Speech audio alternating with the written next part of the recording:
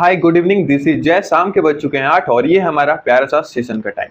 तो आज है हमारा लेक्चर 11 जिसमें हम पढ़ने वाले हैं डिवीजन ऑफ अ पॉलिनोमियल, जो कि एक्सरसाइज 12.3 के एग्जांपल्स हैं। हालांकि पॉलिनोमियल क्या होता है, पॉलिनोमियल का क्लासिफिकेशन, पॉलिनोमियल का डिवीजन हमने ये पीछे वाले जो हमारे प्लेलिस्ट है अलजेब्रिक एक्सप्रेशन एंड आइडेंटिटीज उसमें कर लिया था, लेकिन यहाँ पे वापस से हमें डिवीजन ऑफ अ पॉलिनोमियल दिखना है तो एक अलग तरीके से यहाँ पे भी सीखने वाले हैं। देखो, फर्स्ट है हमारा मोनोमियल अपॉन में मोनोमियल, दो मोनोमियल का डिवीजन करना होगा, उसके बाद पॉलिनोमियल को मोनोमियल से डिवाइड करना होगा, थर्ड है पॉलिनोमियल अपॉन में पॉलिनोमियल। तो चलिए स्टार्ट करते हैं।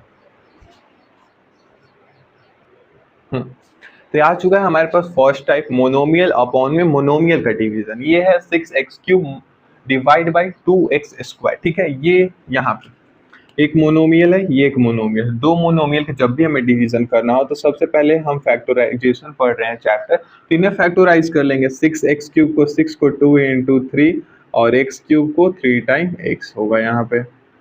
ठीक है, अब इसे डिवाइड जिससे करना है वो है 2x², तो 2 × x × x। इसे हम लिख सकते हैं कि 6x³ को डिवाइड करना है 2x² से। ठीक है, और इसको हमने एक्सपैंड कर लिया, फैक्टराइज कर लिया। ठीक है, अब आप देखो यहाँ पे 2 है, ऊपर में 2 है, कैंसिल कर दो, एक x से ये x बचा। अब इधर क्या बचेगा हमारे पास 3 × x, तो 3x ऊपर में और नीचे में कुछ नहीं बचा है, तो फाइनल फैक्टराइजेशन हमारा हुआ 3x डिवीजन करके, और ये हुआ आंसर। ऐसे ही सबसे पहले हमें उस टर्म को फैक्टराइज करना है, मोनोमियल पॉलिनोमियल जो भी उन्हें फैक्टराइज करना है, उसके बाद डिवीजन करना है।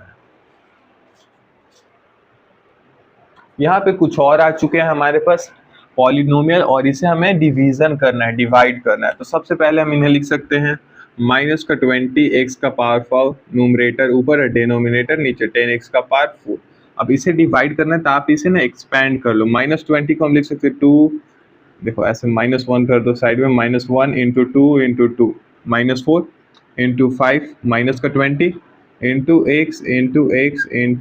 × x ऊपर वाले टर्म को हमने फैक्टराइज कर लिया। इसके बाद डिनोमिनेटर में नीचे वाले टर्म को फैक्टराइज कर लेंगे। 2 × 5 × x⁴ है, तो 2 3 4। ठीक है, अब आप देखो कि ऊपर नीचे क्या है कॉमन। यहाँ 2 है, 2 से 2 कैंसिल हो गया, 5 है, 5 से 5 कैंसिल हो गया, एक x, इधर से x, इधर से ये x इसको काटेगा, ये x इसको काटेगा। अब हमारे पास फाइनल में क्या बचा, ऊपर में -1 × 2, तो -2 और नीचे में कुछ नहीं, तो ये हुआ हमारा इधर आंसर, डिवीजन, या फिर इसे बोल सकते हैं कि ये हमारा कोसेंट है।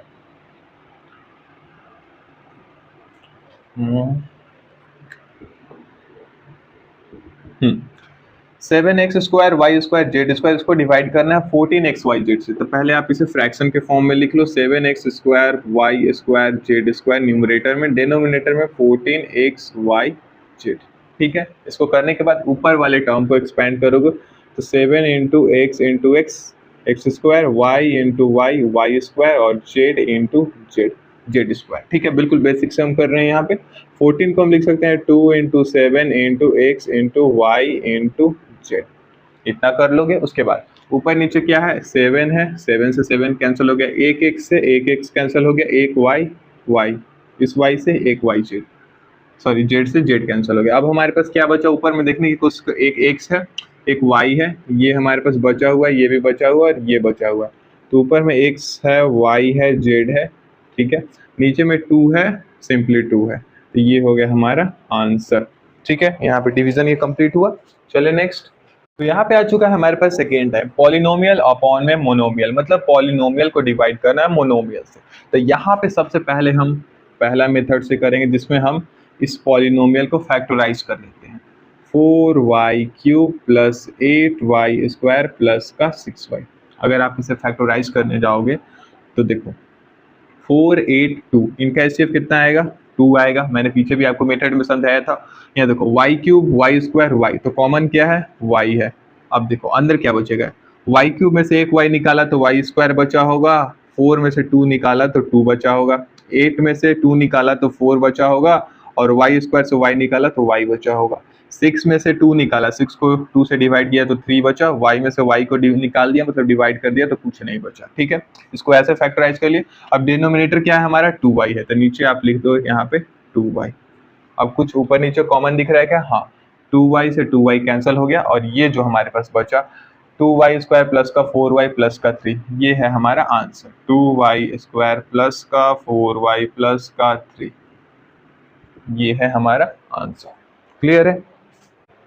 अब हम यहाँ पे दूसरे मेथड से सेम क्वेश्चन को डिवाइड करने वाले हैं। कैसे? ये है ऑल्टरनेट मेथड। इधर में हम हर एक टर्म को फैक्टराइज नहीं करेंगे। क्लियर है? जब भी हम पॉलिनोमियल को मोनोमियल से डिवाइड कर रहे हैं तो पहला तो बेसिक जो सीखते आ रहे हैं, हर एक टर्म को फैक्टराइज करो फिर नीचे से कैंसिल करो। फिर दूसरा हमारा है ये ऑल्टरनेट मेथड। यहाँ पे 4y क्यूब अपॉन में 2y प्लस का 8y स्क्वायर अपॉन में 2y प्लस का 6y अपॉन में 2y। ठीक है, अब आप ना डायरेक्ट कैंसिल कर दो। 2 के टेबल में 4 2 टाइम में आता है, y से y क्यूब मतलब 3y ऊपर में होंगे तो 1y कट जाएगा और ये हमारा बन जाएगा y स्क्वायर। ठीक है, 2 से 8 4 टाइम में, y से y स्क्वायर कैंसिल हो जाएगा, एक y बचेगा। 2 से 6 3 टाइम में, y से y कैंसिल हो गया। अब ऊपर देखो क्या बचा, 2y square, 2y square. Clear है? इधर क्या बचा 4 इंटू वाई प्लस का 4y और इधर क्या बचा सिंपली 3। ये हो गया फाइनल आंसर। ये दूसरा तरीका था जिसमें हमने यहाँ पे डायरेक्ट इनको डिवाइड कर दिया। क्लियर है? दो मेथड हो गए, एक फैक्टराइजेशन जिसमें हर एक टर्म को फैक्टराइज किया और दूसरा है direct alternate method. Question number B, और इसे ना हम दोनों मेथड से करने वाले। पहले तो हम कर लेते हैं इसे फैक्टराइजेशन मेथड से। हमारे पास क्या है, पॉलिनोमियल है हमारे पास 24, अंदर में X square Y Z plus का X Y square Z plus का एक्स वाई जेड स्क्वायर। तो सबसे पहले हम इसे ही फैक्टराइज। पॉलिनोमियल है हमारे पास 24, अंदर में X square Y Z plus का X Y square Z plus का एक्स वाई जेड स्क्वायर। तो सबसे पहले हम इसे ही फैक्टराइज कर लेते हैं इस पॉलिनोमियल का। अगर इस पॉलिनोमियल को फैक्टराइज करोगे तो बाहर तो 24 है, रहने दो। अंदर में क्या कुछ कॉमन दिख रहा है क्या? X square Y z x Y square x Y Z square, x है एक्स है एक्स है। हाँ, एक्स तो तीनों के पास कॉमन है तो एक एक्स निकाल लो, वाई वाई वाई तो वाई को भी निकाल लो, जेड जेड जेड तो जेड को भी निकाल लो। अब अंदर क्या बचेगा, इधर देखो, यहाँ पे इस टर्म को हम फैक्टराइज कर रहे हैं और एक्स वाई जेड निकाला तो यहाँ एक्स स्क्वायर से एक एक्स चला गया तो एक एक्स बचा होगा और वाई जेड बाहर आ गया। ठीक है, यहाँ पे एक्स बाहर है जेड बाहर है वाई बाहर है, एक वाई बचेगा, एक्स बाहर वाई बाहर जेड भी बाहर और एक जेड बचा तो ये जेड। ठीक है, इसे हमने इस तरीके से फैक्टराइज कर लिया। अब देखो नीचे हमारा लिख लो 8x y z, 8x y z। ठीक है, लिख लिया डिनोमिनेटर। देखो x 8 से 24 3 टाइम में कैंसिल हो जाएगा।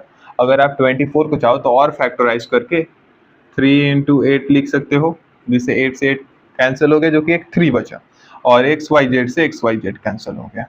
क्लियर है? तो यहाँ पे बचा 3 और अंदर में है x plus Y plus Z, तो बाहर में लिखो 3, अंदर में है एक्स प्लस वाई प्लस का जेड, जो कि हमारा फैक्टराइजेशन मेथड से है। ऑल्टरनेट मेथड से करने वाले हैं। ऑल्टरनेट मेथड में क्या होगा लिख देंगे 24 into x square Y Z plus x Y square Z plus x Y Z square. ठीक है, और यहाँ पे है 8x y z। ठीक है, 8 से तो ये 24 हमारा 3 टाइम में कैंसिल हो जाएगा। इधर क्या बचा हमारे पास, बाहर 3 है, ब्रैकेट के अंदर x square Y Z plus x Y square Z plus x Y Z square. अब हर एक टर्म के नीचे हमारा जो ये डिनोमिनेटर है इसे लिख दो x Y z x Y z x Y z. Clear है? डिनोमिनेटर को सेपरेट कर दे रहे हैं हर एक टर्म के नीचे। ब्रैकेट के अंदर यहाँ पे है एक्स वाई जेड, ऐसे देख लो, बाहर है 8 तो इस 8 से 24 को कैंसिल किया, 3 बचा। यहाँ पे पॉलिनोमियल, इस पॉलिनोमियल के नीचे मतलब इस पॉलिनोमियल के हर एक टर्म के नीचे हमने इस डिनोमिनेटर को लिख दिया जो कि मोनोमियल है। ठीक है, उसके बाद अब आ जाओ इधर, x से एक्स स्क्वायर कैंसिल होगा, y से y जेड से जेड, x से x y से स्क्वायर जेड से जेड, x से x y से y जेड से स्क्वायर। बचा क्या हमारे पास यहाँ पे तो हमारा 3 बचा है बाहर, अंदर में क्या बचा है, एक x बचा है, एक y बचा है, एक z बचा है, तो x प्लस वाई प्लस का z, ये है हमारा ऑल्टरनेट मेथड। इसमें क्या किया हमने, इस मोनोमियल को पॉलिनोमियल के हर एक टर्म के नीचे स्प्लिट कर दिया, यानी डिनोमिनेटर सेपरेशन कर दिया, डिनोमिनेटर को हर एक टर्म के नीचे लिख करके कैंसल आउट कर दिया। तो यहाँ पे हमारे पास थर्ड कैटेगरी आ गया। थर्ड में क्या है, पॉलिनोमियल को पॉलिनोमियल से डिवाइड करना है। तो सबसे पहले हम हर एक पॉलिनोमियल को फैक्टराइज कर लेंगे। 7x² प्लस का 14x, इसे अगर आप फैक्टराइज करोगे तो ये हो जाएगा 7, और 14 को 7 इंटू 2 लिख सकते हो, मतलब 7 और 14 का एचसीएफ 7x² x है। ठीक है, अब कोई नहीं बोलेगा डायरेक्ट मेथड पे क्यों आ रहे हो भैया, ये कैसे आ गए। एचसीएफ वाला मैंने आपको बिल्कुल बेसिक से ही समझाया था पीछे भी। आप ऐसे हर एक टर्म को स्प्लिट करके कर लो, या तो डायरेक्ट इन टर्म का एचसीएफ 7x² x है, तो x कॉमन दिख रहा है तो बाहर 7x ले लो, इस पेयर का एचसीएफ 7x, अंदर में क्या बचेगा, एक x बचेगा और यहाँ पे 2 बचेगा। ठीक है, इसको हमने ऐसे फैक्टराइज कर लिया, x प्लस 2, ये ऑलरेडी हमारे पास फैक्टराइज है, तो इन्हें डिवाइड कर देते हैं। 7x, ये रहा x प्लस का 2, 7x इंटू एक्स प्लस का 2, इसे डिवाइड करना है x प्लस का 2 से। ऊपर नीचे कहीं कुछ कॉमन दिख रहा है क्या, x प्लस 2 बचा क्या, 7x, जो कि हमारा आंसर है। क्लियर है, क्या किया थोड़ा सा समराइज कर लो। यहाँ पे एक पॉलिनोमियल दूसरा पॉलिनोमियल, इसको फैक्टराइज कर दिया, फैक्टराइज किया 7x इंटू एक्स प्लस 2 आया, ये ऑलरेडी फैक्टराइज फॉर्म में है, कुछ अब डिवीजन कर दिया, x प्लस 2 से x प्लस 2 कैंसिल हो गया, 7x बचा जो कि आंसर है। नेक्स्ट हमारे पास क्वेश्चन नंबर बी आ गया है। एक पॉलिनोमियल है ये, इसको डिवाइड करना है इस पॉलिनोमियल। तो सबसे पहले 44 इंटू एक्स का power 4 minus 5x³ minus 24x²। ठीक है, इस ब्रैकेट के अंदर को इसको फैक्टराइज कर लेते हैं। इस पॉलिनोमियल को अगर आप फैक्टराइज करने जाओगे, x का पावर 4 है, x का पावर 3 है, x² है, मतलब हर एक के पास x² होगा, x² निकाल लो। न्यूमरेटर यहाँ मतलब कॉफिशिएंट, इसका कॉफिशिएंट 1 है, इसका 5 है, इसका 2 है, तो एचसीएफ अगर कॉफिशिएंट का निकालोगे तो 1 ही आएगा, तो आप 1 लिखो या मत लिखो, ये रहने वाला है एज इट इज। बाहर में 44, x का पावर 4 में से 2 निकाले तो x का पावर 2 बचेगा, यहाँ पे -5, x का पावर 1 जो कि x है, और 24x² से x² निकाल लियो तो यहाँ पे 24 बचेगा। इसका फैक्टराइजेशन आपने कर लिया। अब इधर देखो, ये है हमारे पास 11x into x minus 8, already factorize form में है, 11x माइनस एक्स माइनस 8। ठीक है, तो इसे फर्दर फैक्टराइज नहीं करेंगे, अब हम डिवाइड कर देंगे। ऊपर है 44 इंटू x² माइनस का 5x माइनस का 24, नीचे है हमारे पास 11x x minus 8, 11x into x minus का 8। ठीक है, देखो x² है, x है, तो सबसे पहले स्क्वायर को काट दो, x बचा। 11 से 44 4 टाइम में डिवाइड हो जाएगा, तो 4 टाइम में कैंसिल हो गया। अब आप देखने की कोशिश करो जरा, यहाँ पे x² माइनस का 5x माइनस का 24 है, और इधर है हमारे पास 4 इंटू एक्स, तो x माइनस 8 इधर है 4x, नहीं अब यहाँ पे ये और कैंसिल आउट नहीं होगा। अब क्या, यहाँ पे 44 इधर है, x² इधर है, x² माइनस का 5x माइनस का 24, क्या इसको और फर्दर फैक्टराइज कर सकते हैं क्या। 44 इस नंबर वाले की बात नहीं कर रहे, तो हम 11 इंटू 4 में कर सकते हैं, ये x² है जो कि 1x² या x² है। इस डिब्बे वाले को और फैक्टराइज कर सकते हैं क्या, x² माइनस का 5x माइनस का 24, क्यों फैक्टराइज करने का बोला, क्योंकि यहाँ पे x का पार्ट 2 है, और आप आराम से थोड़ा सा देखने की कोशिश करोगे, x² माइनस 5x माइनस का 24, तो ये तो किसी आइडेंटिटी पे आ नहीं रहा है, तो इससे हम प्रोडक्ट, दो नंबर का प्रोडक्ट 24 चाहिए, दो नंबर का सम माइनस का 5। देखो याद होगा, प्रोडक्ट चाहिए, इसका कॉफिशिएंट 1 है, इधर है 24, तो प्रोडक्ट हमें चाहिए माइनस का 1 इंटू माइनस का 24 जो कि माइनस का 24 है, और सम कितना चाहिए, इसको और फर्दर फैक्टराइज कर रहे हैं, -5 चाहिए, तो नंबर क्या हुआ 24, 8 इंटू 3 इक्वल टू 24, तो -8 इंटू 3 24, -8 प्लस का 3 इक्वल टू -5, तो नंबर क्या है -8, 3।